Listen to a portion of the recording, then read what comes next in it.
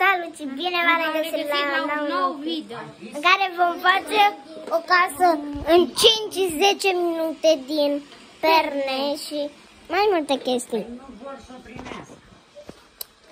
Avem nevoie de turi, și o canapea și două canapele. O de asta și o de asta. Haide, vrem să începem.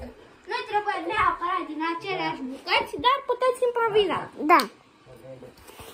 Hai să începem. Punem telefonul de fapt aici. Păi aici trebuie să agăsăm acoperișul. Da, unde Punem aici. Da? Bun. Ea merge? Merge. Așa, amin. Deci, nu pot să cred că fac acest video a treia oară și a treia încercare. De fapt, a patra, că cele trei încercări au fost toate eșuate. Uite, deci, uite așa o pătură. Asta două. Sau vrei să citesc o poveste la Apoi. Dați o pernă mare. O pernă mare sau două mici. Da. Dar e mai bine să folosești o pernă de asta dacă e în casă. Ok. Și gata casa. Acum puteți să vă băgați ce vreți voi în ea. Arată bine.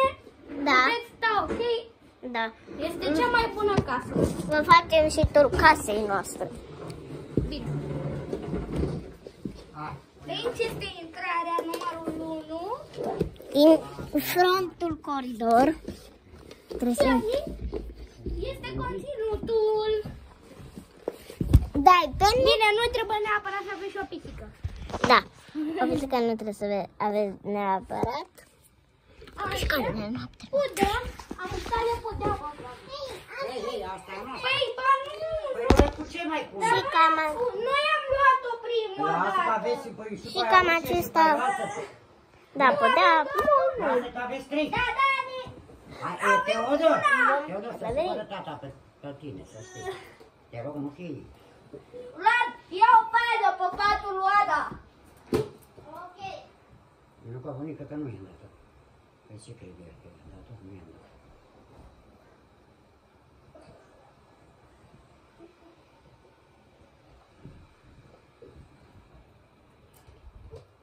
Avem nevoie de o pernă de asta subțire, dacă n-a luat o pernă grasă, ca să vă fie cald.